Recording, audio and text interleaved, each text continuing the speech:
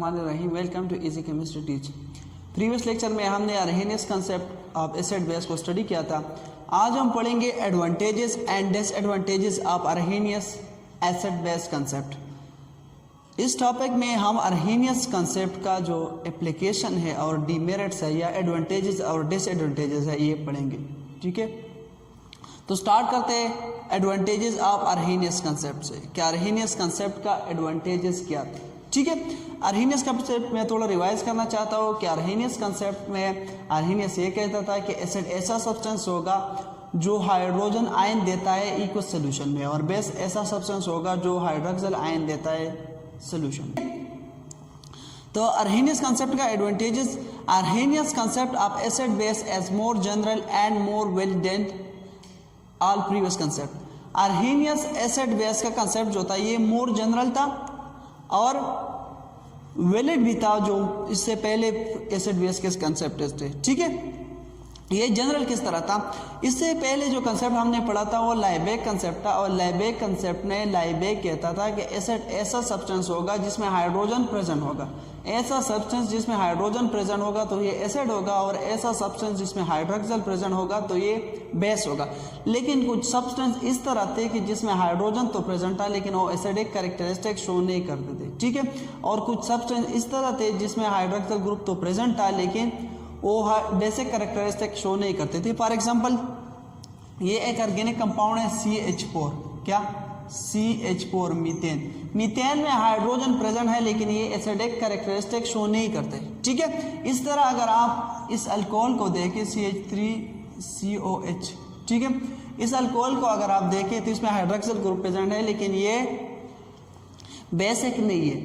तो इस कंफ्यूजन को दूर करने के लिए अरहेनियस ने एसिड बेस का कंसेप्ट पेश किया था, और इस कंसेप्ट से हमें ये पता चला कि कौन सा सब्सटेंस जिसमें हाइड्रोजन प्रेजेंट होगा ये एसिडिक होगा, और कौन सा ऐसा सब्सटेंस होगा जिसमें हाइड्रोजन प्रेजेंट हो लेकिन ये एसिडिक नहीं होगा, और कौन सा ऐसा सब्सटेंस जो जिसमें हाइड्रोक्सिल ग्रुप प्रेजेंट होगा लेकिन बेसिक नहीं होगा, और कौन सा ऐसा सब्सटेंस होगा जिसमें हाइड्रोक्सिल ग्रुप प्रेजेंट होगा और ये बेसिक कैरेक्टरिस्टिक शो करेगा। ठीक है, तो ये कंफ्यूजन अरहेनियस कंसेप्ट से दूर हुआ था। ठीक है, और ये वैलिड भी था।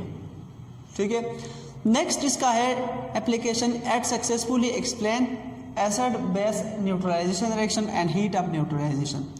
अरहेनियस ने एसिड को सक्सेसफुली डिफाइन किया था, बेस को सक्सेसफुली डिफाइन किया था, और इसके साथ साथ न्यूट्रलाइजेशन रिएक्शन को इसको भी सक्सेसफुली उसने डिफाइन किया था। न्यूट्रलाइजेशन ऐसा रिएक्शन होता है जिसमें एसिड और बेस कंबाइन करके क्या बनाता है? साल्ट और वाटर बनाता है। ठीक है, ये अरहेनियस के मुताबिक। एंड हीट ऑफ न्यूट्रलाइजेशन, और न्यूट्रलाइजेशन जो हीट वाल्व होता है ये भी अरहेनियस ने क्या किया था? इसके लिए एक थियोरेटिकल इक्वेशन दिया था कि इससे हम न्यूट्रलाइजेशन का हीट भी क्या कर सकते हैं? कैलकुलेट कर सकते हैं। ठीक है, उसके बाद Arrhenius concept lead to quantitative determination of acid base strength. Arrhenius concept से हम एसिड और बेस का क्या डिटरमाइन कर सकते हैं? स्ट्रेंथ ऑफ एसिड बेस को हम क्या कर सकते हैं? डिटरमाइन कर सकते हैं। और ये किससे कर सकते हैं? From equilibrium relationship. Equilibrium relationship से हम अरहेनियस कंसेप्ट से एसिड और बेस का स्ट्रेंथ क्या कर सकते हैं? ये डिटरमाइन कर सकते हैं। पहले जितने भी कंसेप्ट थे वो एसिड और बेस का स्ट्रेंथ जो था ये डिटरमाइन नहीं कर सकते थे, लेकिन अरहेनियस कंसेप्ट से हम क्या कर सकते हैं? एसिड और बेस का स्ट्रेंथ डिटरमाइन कर सकते हैं। किस तरह? फॉर एग्जाम्पल ये क्या है? ये एक एसिड है CH3COOH, ये एसिड है, और अरहेनियस कंसेप्ट में एसिड के मुताबिक एसिड ऐसा सब्सटेंस होगा जो पानी में हाइड्रोजन आयन देता है। ठीक है, तो इसको हमने पानी में डिसॉल्व किया वाटर में, तो ये चेंज होता है H+ आयन। ठीक है, और CH3COO- आयन, एसिटेट आयन। ठीक है, इसके अगर आप कैसी कैलकुलेट करना चाहें तो Kc बराबर होता है, इसका Kc बराबर होता है प्रोडक्ट का कंसंट्रेशन डिवाइड बाय रिएक्टेंट का कंसंट्रेशन। तो प्रोडक्ट हमारे पास है H+ आयन, ठीक है, और CH3COO- ion, acetate ion, divide by CH3COOH का कंसंट्रेशन। ठीक है, तो ये कैलकुलेट हुआ इसके लिए Kc। लेकिन ये CH3COOH जो है ये एक वीक एसिड है और ये कम डिसोसिएट होता है, बहुत कम डिसोसिएट होता है, तो इस वजह से इसको मैं कांस्टेंट कंसीडर करूंगा कि इससे बहुत कम मालिक्यूल आयोनाइज हुआ है H+ आयन और CH3COO माइनस आयन में, ठीक है। तो इसको मैं क्या consider as a constant consider करूंगा, तो ये कांस्टेंट शिफ्ट करूंगा इस साइड पे, तो KCN2CH3COOH का कंसंट्रेशन, ठीक है, is equal to H ion का कंसंट्रेशन और CH3COO माइनस आयन कंसंट्रेशन, ठीक है। तो यहाँ पे जब मैं ये दो कांस्टेंट को मल्टीप्लाई करूंगा तो इस कांस्टेंट को कहते हैं एसिड डिसोसिएशन कांस्टेंट और ये रिप्रेजेंट होता है Ka से, और Ka जो होता है ये बराबर होता है H+ आयन की कंसंट्रेशन इनटू एसीटेट आयन की। ये हर किस्म एसिड के लिए आप क्या कर सकते हैं, कैलकुलेट कर सकते हैं, ठीक है।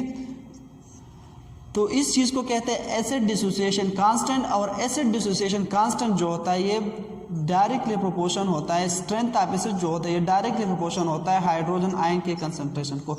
जितना किसी सोल्यूशन में हाइड्रोजन आयन का कंसंट्रेशन ज़्यादा होगा उतना वो सोल्यूशन क्या होगा, एसिडिक होगा। और इस तरह आप बेस के लिए भी कैलकुलेट कर सकते हैं, जिसमें किसी सोल्यूशन में हाइड्रोक्सिल आयन की कंसंट्रेशन जब ज़्यादा होगी तो बेस क्या होगा, स्ट्रांग होगा और ये सोल्यूशन बेसिक होगा। और जब किसी सोल्यूशन में हाइड्रोक्सिल आयन की कंसंट्रेशन कम होगी तो सोल्यूशन कम बेसिक होगा, ठीक है।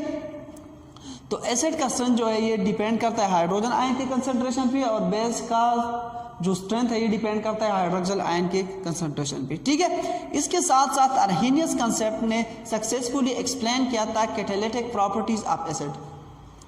हमें पता है कि बहुत से acid as a catalyst use होता है मुख्तलिफ रिएक्शन में, ऑर्गेनिक रिएक्शन में, इनऑर्गेनिक रिएक्शन में।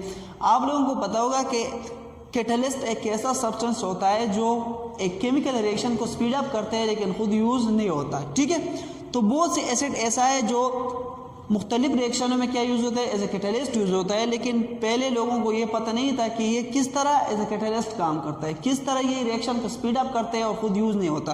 तो इस कंसेप्ट को, ये जो कन्फ्यूजन था, इसको भी अर्हेनियस ने क्या किया था, दूर किया था, ठीक है। किस तरह, ये मैं समझाता हूँ आप लोगों को। फॉर एग्जाम्पल ये मैं एक रिएक्शन करना चाहता हूँ, ऑर्गेनिक रिएक्शन है, ठीक है। मैं नाइट्रेशन ऑफ बेंजीन करना चाहता हूँ, ठीक है, नाइट्रोबेंजीन फॉर्मेशन करता हूँ, ठीक है। तो इसके लिए ज़रूरत होता है, ये रिएक्शन करता है किस चीज़ के साथ, HNO3 के साथ, ठीक है, in the presence of sulphuric acid H2SO4 की क्या यूज़ होता है, एज ए कैटलिस्ट यूज़ होता है, और ये बनाता है नाइट्रोबेंजीन। क्या बनाता है, नाइट्रोबेंजीन, ठीक है, NO2। तो इस रिएक्शन में sulphuric acid as a catalyst use होता है, लेकिन पहले लोगों को ये पता नहीं था कि ये सल्फ्यूरिक एसिड किस तरह काम करता है और क्या काम करता है, ठीक है। अर्हेनियस कंसेप्ट से हमें ये पता चला है कि जब एसिड जो होता है, एसिड क्या देता है, हमें हाइड्रोजन आयन देता है। एसिड क्या देता है, हाइड्रोजन आयन देता है, ठीक है। और हाइड्रोजन आयन, इस कंसेप्ट के मुताबिक हम ये प्रूव करेंगे कि एसिड किस तरह एज ए कैटलिस्ट यूज होता है, ठीक है। इस रिएक्शन के लिए पहले फॉर्मेशन करना पड़ेगा NO2+ आयन का, NO2+ आयन का फॉर्मेशन करना पड़ेगा, तो ये रिएक्शन क्या होगा, स्टार्ट होगा, ठीक है। तो इस कंसेप्ट के मुताबिक जो दोनों एसिड है HNO3, ठीक है, प्लस सल्फ्यूरिक एसिड, ये रिएक्शन करता है, ठीक है, खुद आपस में, और ये बनाता है, ये हमें पता है ये H+ आयन देता है ना। तो जैसे ही H+ आयन देगा तो ये इससे वाटर रिलीज हो जाएगा, वाटर रिलीज हो जाएगा, प्लस NO2+ आयन बनेगा, ठीक है। और ये जो सल्फ्यूरिक एसिड ये चेंज हो जाएगा HSO3- आयन, ठीक है। तो अब फॉर्मेशन आप NO2+ हो गया। जैसा NO2+ आयन का फॉर्मेशन होता है तो ये आके बेंजीन पे अटैक करता है और ये चेंज होता है किस चीज़ में, ये चेंज होता है नाइट्रोबेंजीन में, ठीक है। तो ये कंसेप्ट, ये जो कंफ्यूजन था, ये भी अर्हेनियस ने दूर किया था, ठीक है। तो आई होप ये आपको समझ में आ गया होगा कि अर्हेनियस कंसेप्ट का एडवांटेजेस क्या था। तो आगे बढ़ते हैं डिसएडवांटेजेस ऑफ अर्हेनियस कंसेप्ट के। अर्हेनियस कंसेप्ट के डिसएडवांटेजेस और डीमेरिट्स क्या थे, ठीक है। Arrhenius concept as water dependable, Arrhenius concept था ये टोटली वाटर डिपेंडेबल था। Can't explain neutralization reaction without water and other solvent, e.g. ammonia in liquid and sulfur dioxide in liquid state. Arrhenius concept जो था ये water के बगैर न तो एसिड को डिफाइन कर सकता है, न बेस को डिफाइन कर सकता था, न न्यूट्रलाइजेशन रिएक्शन को और न हीट ऑफ न्यूट्रलाइजेशन रिएक्शन को, such as other solvent like liquid ammonia और लिक्विड सल्फर डाइऑक्साइड।